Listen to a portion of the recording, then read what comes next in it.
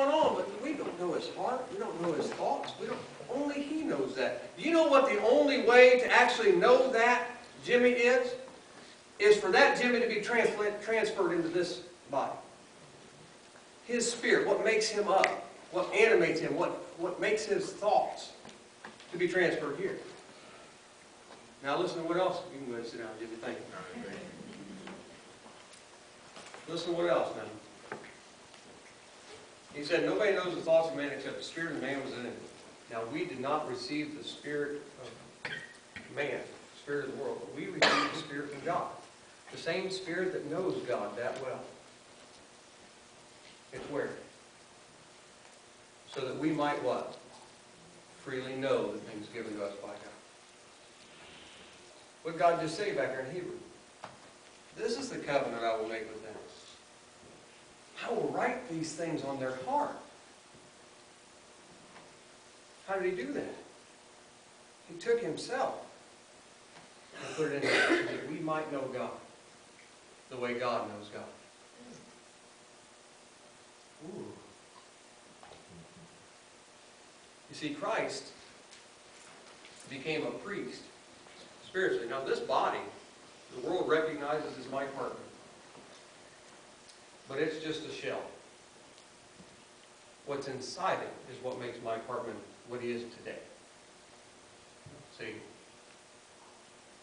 It's the same with Christ. What made Jesus the anointed of God? It was the Spirit within him. What made him a priest by the order of Melchizedek was the very Spirit within him. And power within his life. See, that's one of the other gifts that were given to us. Through Jesus Christ was an endless life. I want you to look with me, if you will.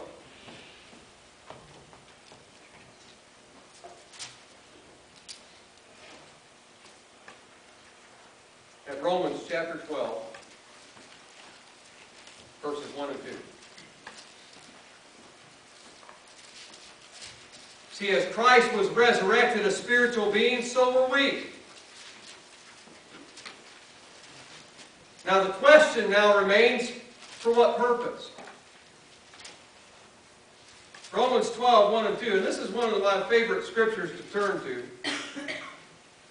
And it says this, I urge you therefore, brethren, by the mercies of God, to present your bodies as a living sacrifice, holy and living in holy sacrifice, acceptable to God, which is your spiritual service of worship. New American Standard. King James says, which is your reasonable service.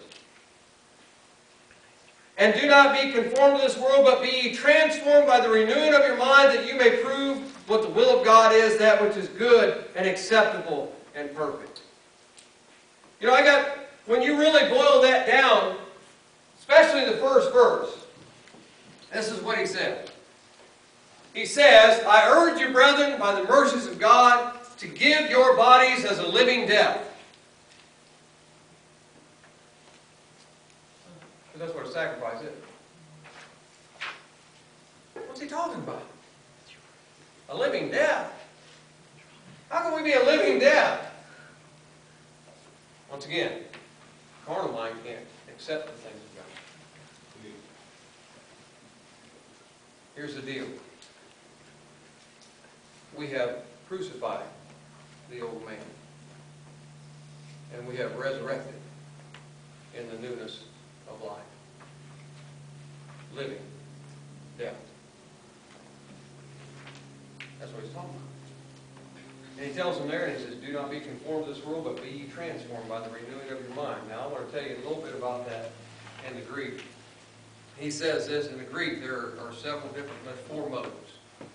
There's an indicative mode, which is a simple statement. There's an imperative mode, which is a command. There's a optative mode, which is extremely doubtful, and there's a subjunctive mode. Try teaching that down in Kentucky sometime. And anybody here from Kentucky? Oh, good. Okay. Thought maybe you stalled on your way to Michigan. But anyway, here, these terms, it says, be not conformed. is written in the imperative mode. It says, just don't do it. That's a command. See? Don't be conformed to this world. And it's actually in the active voice, which means you perform that action. You just don't become conformed. But then there's the other one. Be ye transformed. Now I got to think about that, and I thought, be ye transformed. So I looked it up, and it's in the imperative mode. But it's in the passive voice. And I thought, okay, passive voice, by the way, means that it's being acted upon you. Okay? I got to think about that. So in other words, God is commanding us to receive the transformation that He supplies. How? By the renewing of our mind. Okay?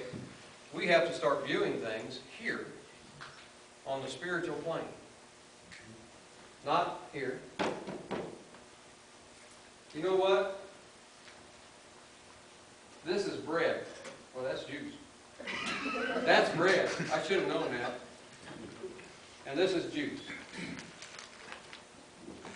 And that's the bread here. Unleavened bread and juice. What makes this communion? The bread and juice? I can take this across the street to Joe Public, who doesn't understand a thing about God, and I can give him bread and juice. Does he commune with God? No. What makes this communion is the Spirit within us. A oneness with God. See, we got to understand that. Because now everything that we teach, everything that we learn, everything that we grow in hinges on God's Spirit in us. Living death.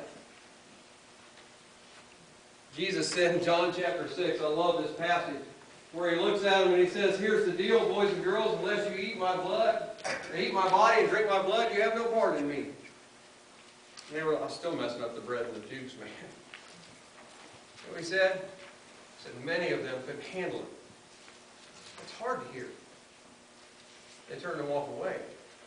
The carnal mind can't accept the things of the Spirit. The spiritual mind, by even just mathematical provocation, can't receive the things of the flesh. So they set their desire against one another. You know. So now everything that pertains to the New Testament Israel pertains to the spiritual Israel, the spiritual priesthood. It's what hinges everything we are. Look with me, if you will, at Romans chapter 6. I'm going to read verses 1 through 7.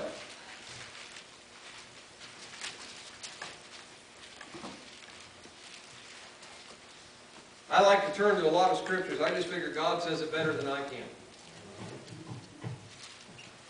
It says, what shall we say then? Are we to continue in sin that grace might increase? May it never be. King James says, God forbid. How shall we who died to sin still live in it? Or do you not know that all of us who have been baptized into Christ Jesus have been baptized into His death? Therefore we have been buried with Him through baptism into His death, in order that as Christ was raised from the dead through the glory of the Father, so we too might walk in the newness of life. For if you become united with Him in the likeness of His death, certainly we shall also be in the likeness of His resurrection. Knowing this, that our old self was crucified with Him, that our body of sin might be done away with, that we should no longer be slaves to sin, for he who has died is freed from sin. See, we are also already raised in the spiritual life. He said, rise up and walk in the newness of life. We are raised up a spiritual priesthood.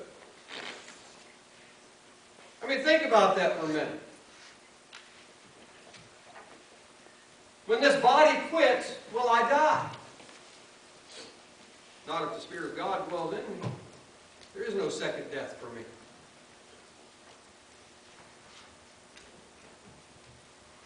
We put to death the physical man and we're raised a spiritual being. Look at 2 Corinthians 5, 14 through 17. The Apostle Paul writes,